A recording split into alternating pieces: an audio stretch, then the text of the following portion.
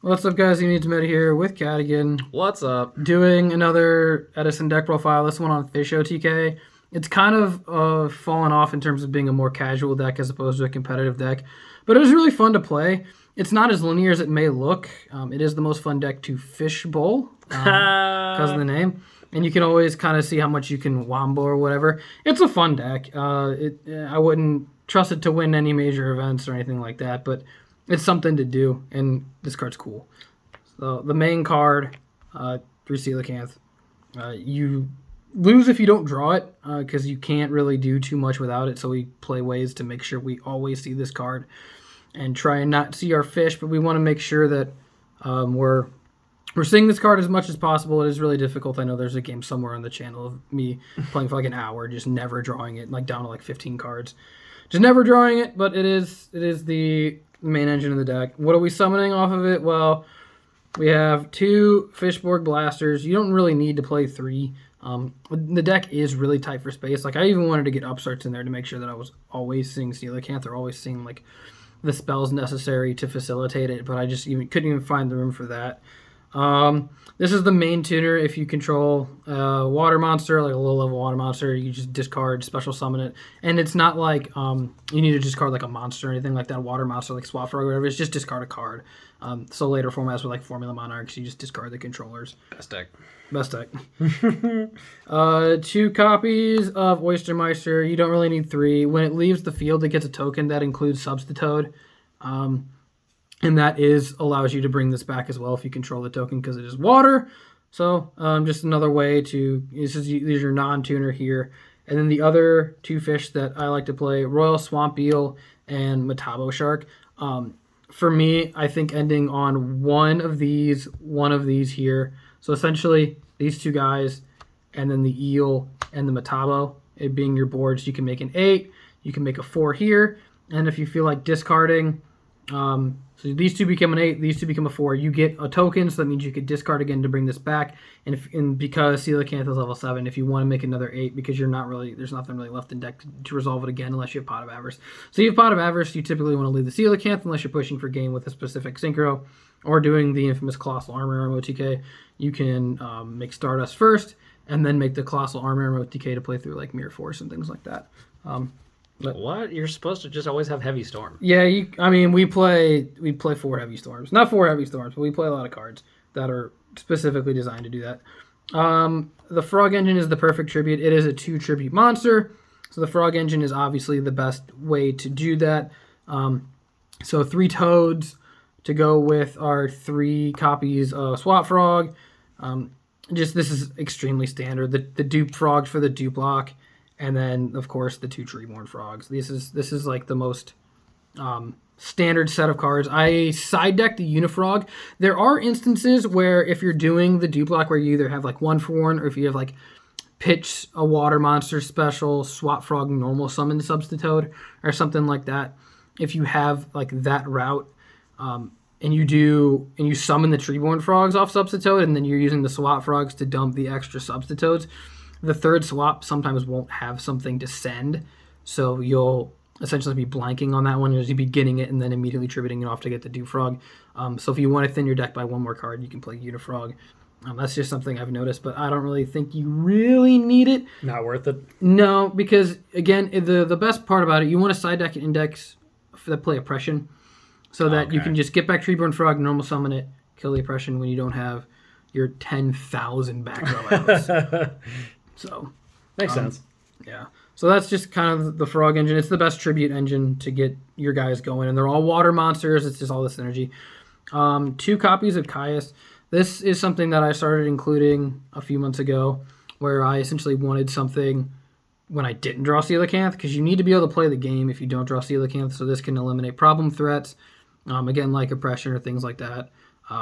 Problem monsters as well. So you just want to be able to use this to get out of certain situations. It's a 1 tribute monster. It's typically free.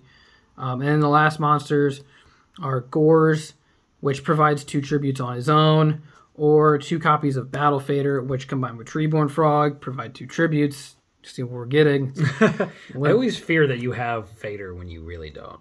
Yeah.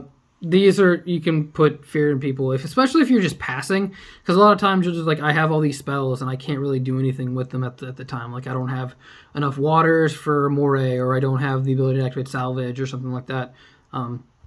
Or you don't have 5 monsters yet for Avarice and you're just kind of holding. Or it's like, I don't have Coelacanth, so I'm not going to activate my spell and trap removal because it's an absolute waste unless I have multiples, which sometimes you do because you play so many.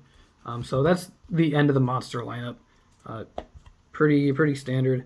For spells, 1 copy of Salvage.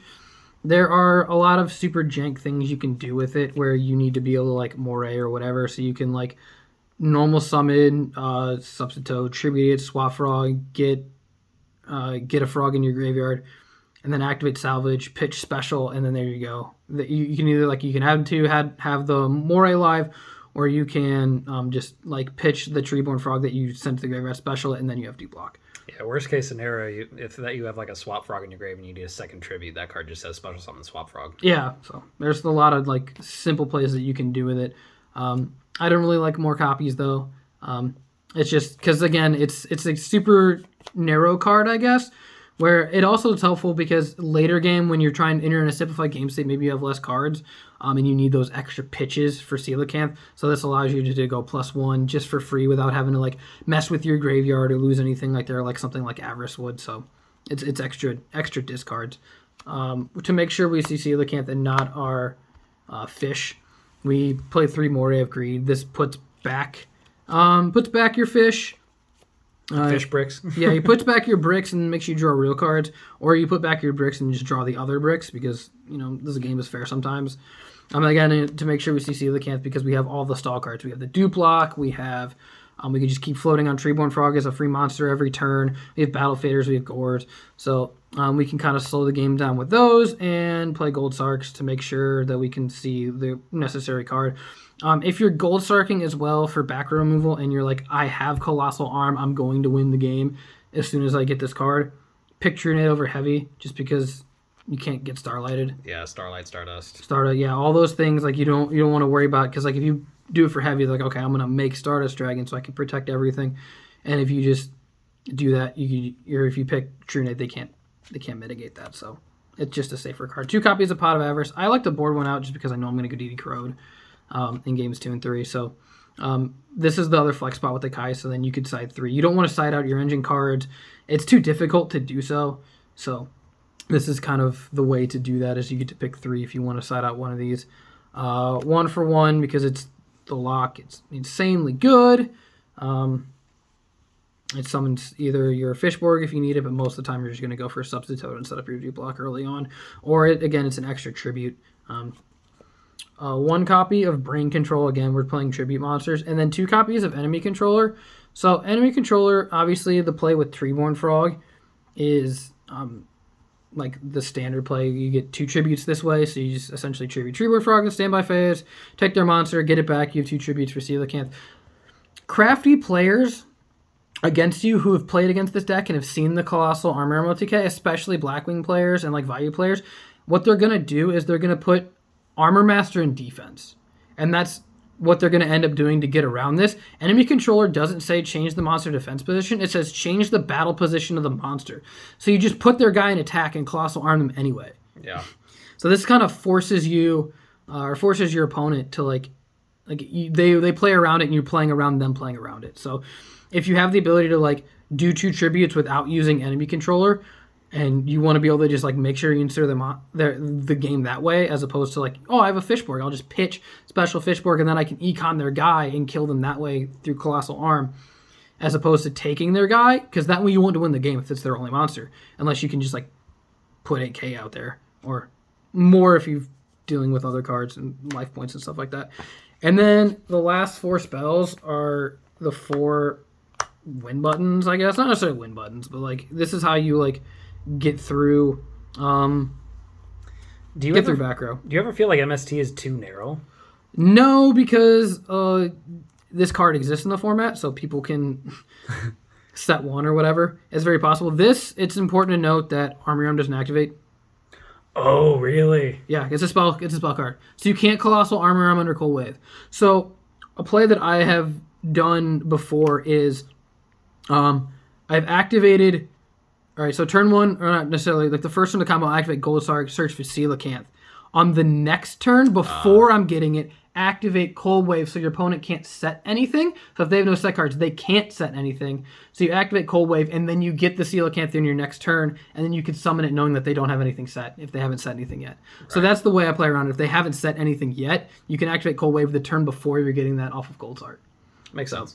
It's a weird way to get around it, but it's a way to do so. So that's the entire main board. If you don't, I like Metabo-Shark. I've gone back and forth between that and Abyssal King Shark, and Golden Flying Fish is an interesting choice. It's because it's light, it makes it kind of unplayable. Coelacanth negates everything's effects anyway, so being 18 is slightly more relevant, and like you use like Beetle or Bora or whatever. The 1800 is like not as relevant. The effect is slightly relevant because you can put Coelacanth back, where like with Metabo. Yeah, with Metabo, because it's but this card is like essentially, I can call it like a guaranteed snipe hunter. If you have the Treeborn Fishborg, you could pitch to special summon it and then just tribute it off again. And so you could do it as many times as you have cards. So you could discard a card, pop, because it's not once per turn. But I don't think this card's that good. Abyssal King Shark's okay if you need like monsters to stick. But I don't know. Extra deck, we play 2 copies of Armory Arm. The only duplicates are Colossal and Armory Arm. Go figure.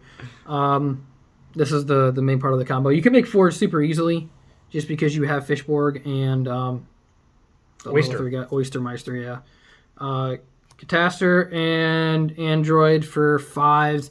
You don't make 5s too often. It's Metabo and Fishborg. Yeah, 6s Goyo Brio. Standard. This is obviously important. Water Monster. 7s, Black Rose and Ancient Fairy. This could be an X-Saber or Bellum if you really, really need to. No, Power Tool Dragon. Yeah, Power Tool. No, I don't know. I just like the ability to this lets you special summon guys. So if you are playing defensively, or if it's like you're just like, I'm gonna turn 1 Coelacanth and wall up and do whatever. It's like it's bad, but maybe some matchups it's warranted. But it's mostly for like the defensiveness. For 8s, 1 Stardust Dragon, 1 Thought Ruler, and then that you kind of need both. You don't need both for the OTK in this format like you would in Modern Yu-Gi-Oh, but it works. Red Dragon is the last 8. Because it's big and it helps you OTK when you're not doing the play, like through Colossal Fighter, through Cold Wave. If you're not doing Colossal Fighter, 1 Mist Wurm for 9. You can kind of make it, and then I side deck Cyber Dragon, so Chimeratech. You don't need, and like this is the flex spot as Mist Wurm. Like you can like do like a second, but I don't. Yeah, I guess like what Treeborn Fishborg Coelacanth makes Mist Wurm. Kind of, but that's weird. Yeah. So it's not like super good, but I mean, like you can like win the game through it. Like if your opponent goes wide, and you can just like win the game that way. Then you can just do it. Like I said, there's the 2 Caiuses, the flex spots for the side deck. So a lot of 2 of tributes, like 2 of monsters, so 2 Vanity Fiends for those matchups. 2 Mobius. I like this card because 1, it pops back row, and 2, it's a water monster. So if it's ever like ass, you could just you can pitch it for stuff. You can pitch it for stuff. You can moray it. There's that sort of thing. 2 Cyber Dragons. Cyber Dragons typically not very good in a deck with Treeborn Frog because they kind of like conflict with each other. Right. But if you're just like playing against machines and you're just going to contact the whole board, who cares? Yeah, sometimes you can't afford to like Armory Arm on like a fortress. Yeah. So I get it. There's matchups. 2 copies of DD Crow. This is probably the least impactful deck that DD Crow is used in, but like it's such a side deck staple. Same logic with Mobius. This card's good against Black Wings early game, and if you draw late game, you just moray it. 1 copy of Unifrog. I guess that I cited it earlier. The card, boy. Yeah, it's good. The 3rd enemy controller just to get there against certain matchups, especially like decks that don't play back row, and you can side out your back row hate. You're going to want to put more aggressive cards in, decks like Dragon Turbo and things like that. Or if you're like, okay, this isn't a back row deck, I'm going to side in cards that, because like there's no point in having MST in against that deck or like Heavy Storm or anything like that. This is like I was those Lightning Vortex, and I was like, screw it, I'm gonna play My Body as a shield. Essentially, it's good against like going second, or if your opponent is such a heavy like stun deck that you want to be able to like push on your turn, and then if you're going first. trap stuns. It's kind of the different logic at first, second, things like that. The last card that I was considering siding, because it's a logic that I feel is important, and I understand it, and I haven't been able to test it, so I didn't want to include it, but I figured I would talk about it. Is one burial. I guess the logic behind it is, if you get soul released or if you get DD crowed, especially if you get DD crowed, because if they DD crow you in the standby phase, you can activate this and put it back immediately. So that kind of resolves that issue or whatever. I typically will board out one, like I said, one Pot of Avarice. So, and this card can kind of go in that card spot. But side decking is super kind of fragile in this deck, unfortunately, just because of how big the engine is. If you've ever played like Mermails in later format, you know, like there's not a lot of flex spots. You typically like side maybe 2 to 3 cards at most, and that's kind of what I was trying to do. But let me know what you guys think of the deck. There should be some duels and stuff in the description. Be sure to like and subscribe for more retro format content, and thanks for watching, guys.